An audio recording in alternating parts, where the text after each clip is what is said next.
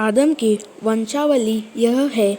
जब परमेश्वर ने मनुष्य की सृष्टि की तब अपने ही स्वरूप में उसको बनाया।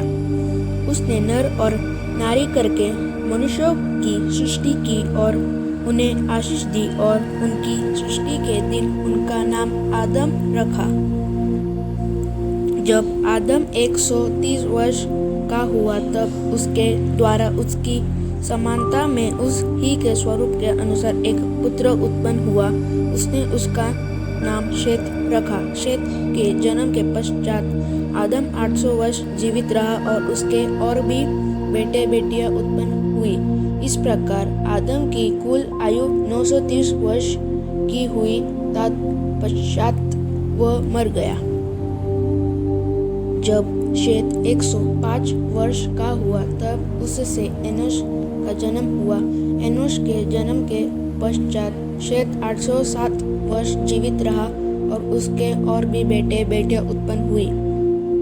इस प्रकार शेत की कुल आयु 912 वर्ष की हुई। तत्पश्चात वह मर गया। जब एनोश 90 वर्ष का हुआ तब उससे केनान का जन्म हुआ। केनान के जन्म के पश्चात एनोश 815 वर्ष जीवित रहा और उसके और भी बेटे बेटियां उत्पन्न हुई। इस प्रकार एनोश की कुल आयु 905 वर्ष की हुई। तत्पश्चात वह मर गया।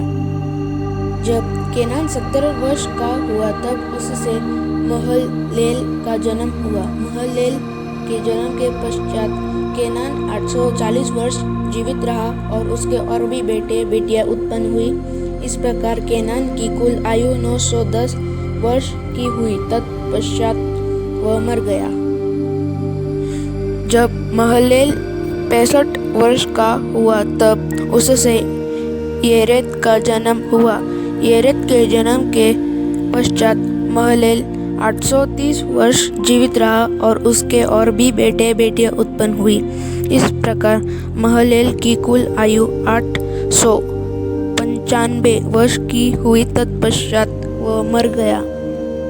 जब येरेद 162 वर्ष का हुआ तब उससे हनोक का जन्म हुआ। हनोक के जन्म के पश्चात येरेद 800 वर्ष जीवित रहा और उसके और भी बेटे बेटियां उत्पन्न हुई।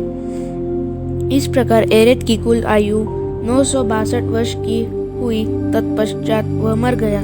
जब हनोक 65 वर्ष का हुआ तब उससे मतूशेला का जन्म हुआ। मतूशेला के जन्म के पश्चात हनोक 300 वर्ष तक परमेश्वर के साथ साथ चलता रहा और उसके और भी बेटे बेटियां उत्पन्न हुई। इस प्रकार हनोक की कुल आयु 365 वर्ष की हुई। हनोक परमेश्वर के साथ साथ चलता था, फिर वह लोप हो गया क्योंकि परमेश्वर ने उसे उठा लिया। जब मतूशेला 187 वर्ष का हुआ तब उससे लेमेक का जन्म हुआ।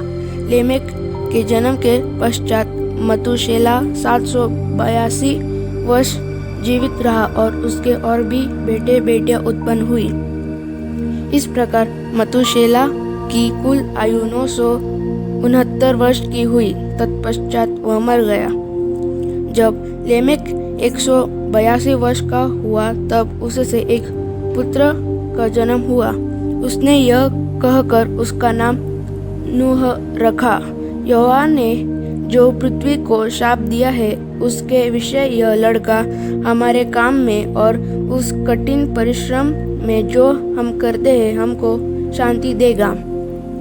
नूह के जन्म के पश्चात लेमेक 595 वर्ष जीवित रहा और उसके और भी बेटे बेटियां उत्पन्न हुई। इस प्रकार लेमेक की कुल आयु 777 वर्ष की हुई।